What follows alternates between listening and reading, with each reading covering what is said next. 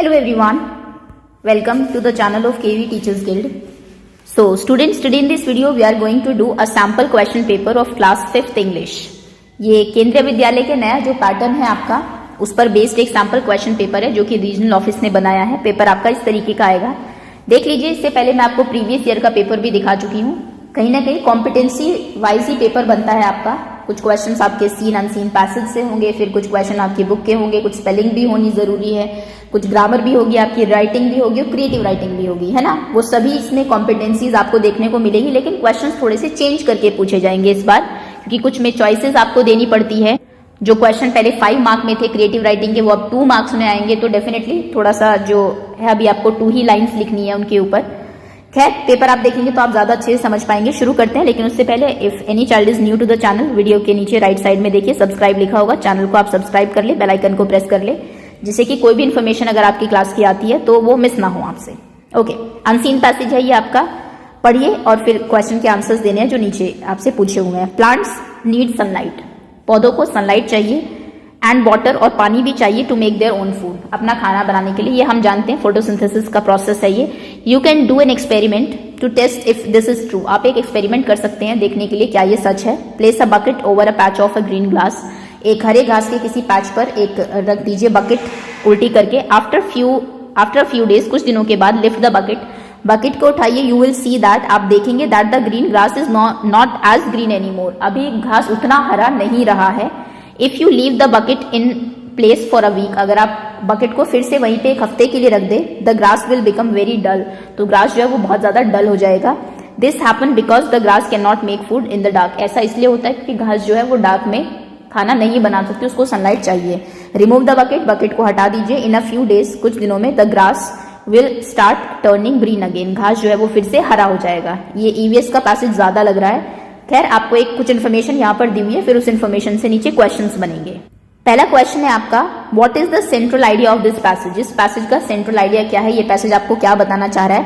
Buckets are bad, की जो बाल्टियां वो खराब होती है, आपके घास को खराब कर देती है। प्लांट्स नीड सनलाइट, प्लांट्स को सनलाइट चाहिए। फिर grass is not pretty when it is dull, जब घास डल हो जाती है तो वो सुंदर नहीं दिखती। मेन आइडिया आपको ये बताना कि प्लांट्स को सनलाइट चाहिए। ऑप्शन आपका बी सही होगा यहाँ पर।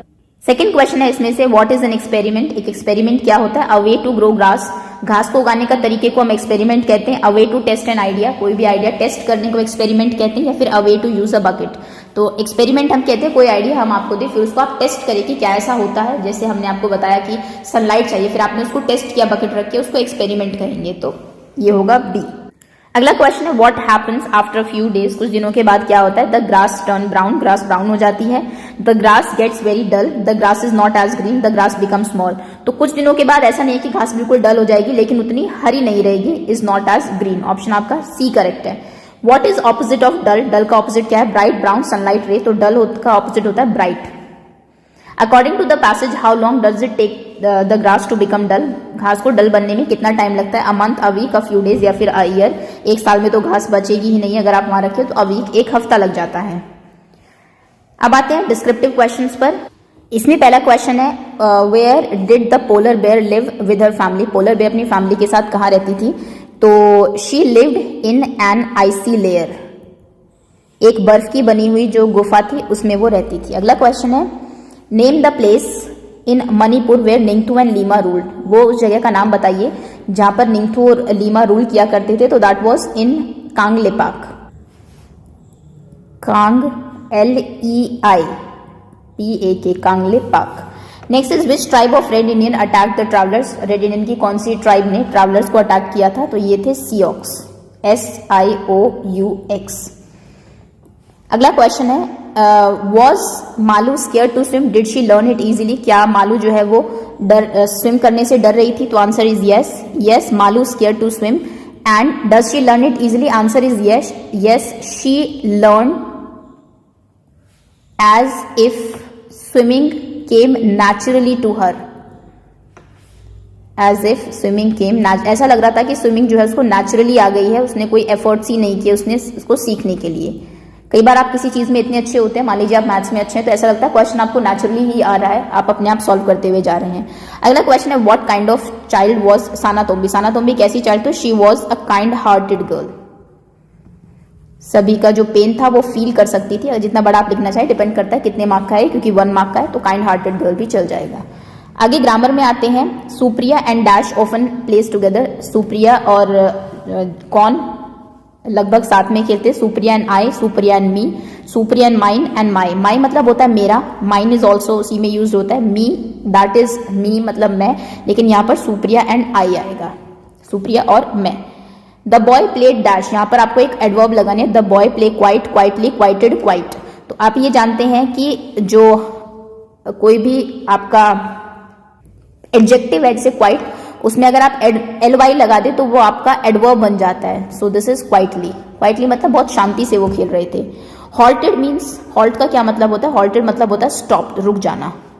रॉब चोरी करना, स्ट्राइक कर देना, कोई चीज बंद कर देना। स्टार्ट करना तो आप जानते हैं शुरू। हॉल्टेड का ऑपोजिट अगर पूछते तो स्टार्टेड होता।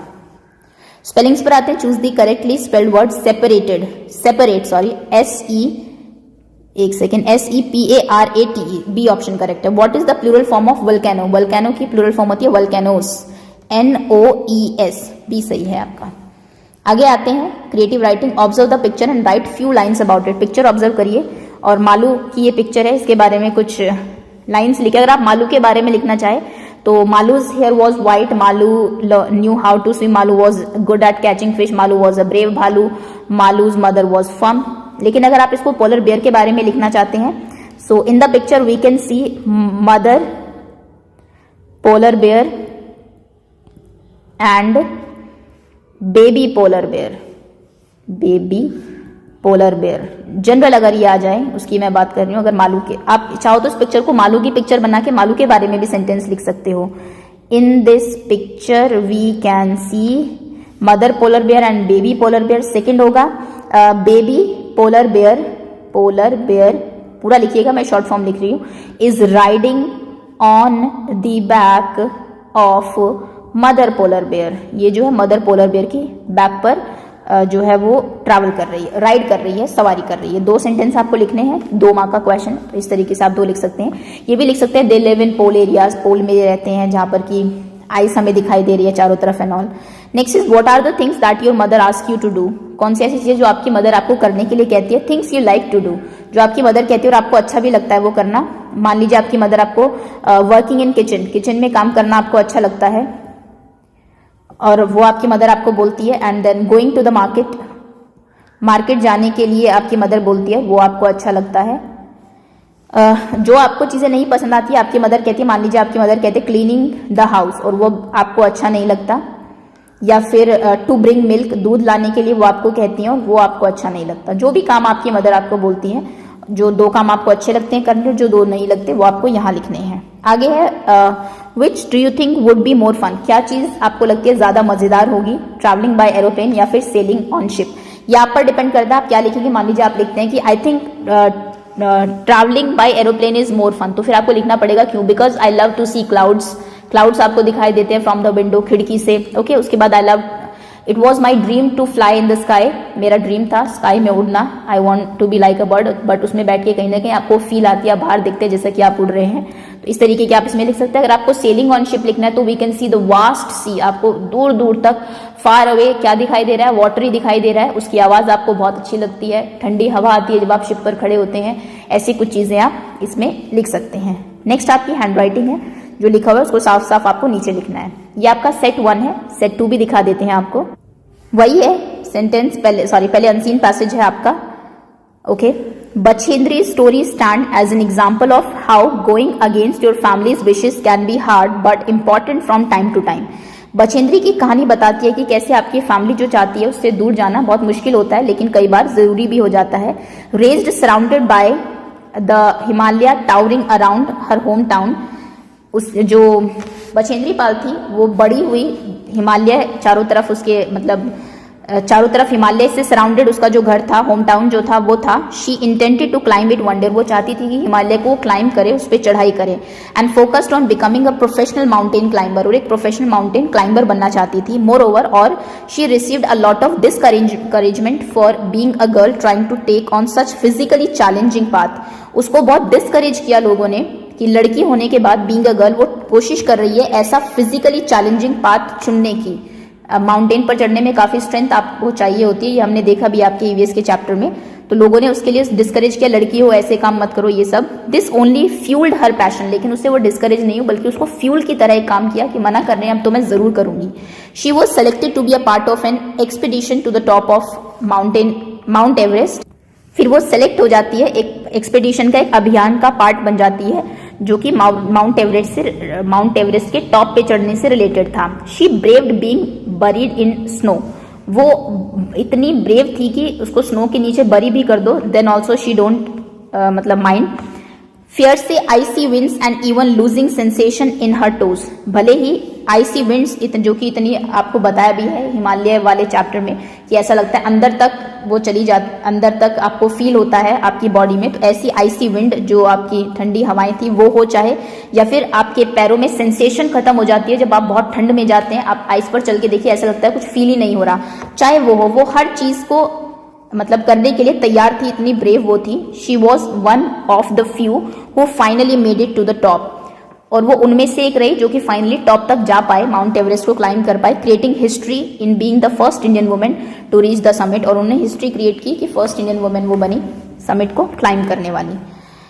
चलिए, काफी थोड़ा सा टफ पैसेज है ये, अगर ऐसा आता है थोड़ी प्रॉब्लम हो सकती है। इससे पहला जो पैसेज था वो हमने देखा वो काफी ईजी था।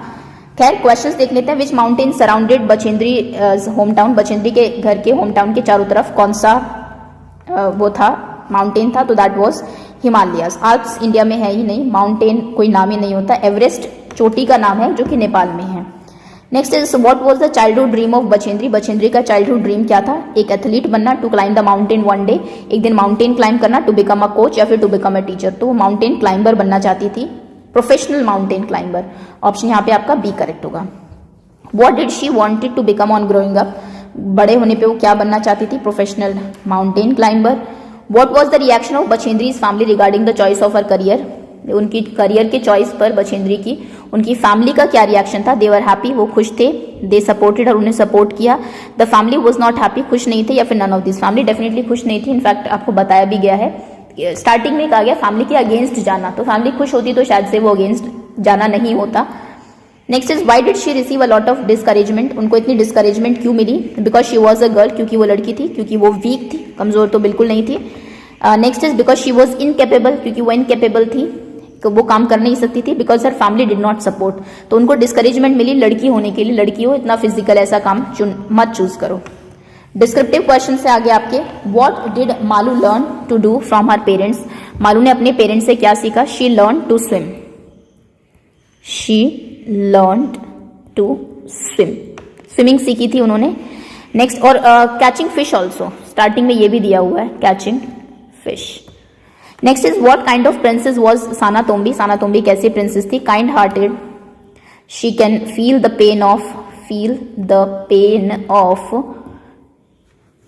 animals, birds, trees and human being. Okay. Next is which mean of transport did Phileas Fogg and Passepartout used to go, एक second, to travel from San Francisco to New York, San Francisco से New York जाने के लिए उन्होंने किस उसका use किया? So they used train उन्होंने यूज की थी, जो कि 3 बार रुकी हुई थी बीच में। अगला क्वेश्चन है आपका, where did Malu want to travel, Malu कहाँ ट्रैवल करना चाहती थी? So she wanted to travel far away beyond the sky, beyond the sky, sky के दूसरी तरफ, एंड फार अवे, बहुत दूर वो जाना चाहती थी। शी वॉन्टेड टू सी कि what is beyond the sky, beyond the sky क्या चीज है वो देखना चाहती थी, खेलना चाहती थी। Why did the Ningthou wanted to choose the future king, Ningthou जो है वो फ्यूचर किंग क्यों चूज करना चाहते थे? बिकॉज ही ग्रू ओल्ड, वो जो है बूढ़े हो गए थे, दैट इज वाई उनको चाहिए था कि अब तुंगी निंगथू जो है अगले राजा को, वो भावी जो राजा है उसको वो चूज करे। अगला क्वेश्चन है ग्रामर से, the boy was beaten dash stick, boy जो है स्टिक से उसको पीटा गया। इसमें प्रीपोजिशन अब आपको लगानी है, by a stick, beaten with the stick, for the stick, to the stick, तो इसमें आएगा विद द स्टिक, मतलब स्टिक की सहायता से। We are waiting for dash, we are waiting for she, me, I, her, we are waiting for her, हम उसकी wait कर रहे हैं, तो यहाँ पर ऑप्शन आपका डी करेक्ट होगा। थर्ड क्वेश्चन है, रोहन एट डैश ऑरेंज, तो यहाँ पर रोहन एट एन ऑरेंज, एक ही खाएगा क्योंकि ओ है, तो यहाँ पर एन आएगा आर्टिकल्स में। ये मैं आपको करा चुकी हूँ। स्पेलिंग पर आते हैं, choose the correctly spelled word admitted, double T आता है इसमें, एडमिटेड। ऑप्शन आपका सी करेक्ट होगा। नेक्स्ट है स्कॉलर, SCHLOR। ये बहुत प्रॉब्लम करते हैं आप इसमें, ज्यादातर बच्चों को दिखेगा स्कॉलर इसको लिखते हैं वो, तो SCH है, स्चॉलर होगा, मतलब CH क्योंकि चौकी साउंड देता है, बट स्कॉलर बोला जाता है, इसमें H साइलेंट रहता है एक तरीके से। Creative writing, observe the picture and write few lines about it. Okay, so the train is crossing, दिख नहीं रहा होगा शायद। The train is crossing the bridge, train is crossing the bridge. There is a river in the picture, picture में एक river भी है। In the picture the scenery is very beautiful, this scenery, scene is very beautiful, this picture is very beautiful.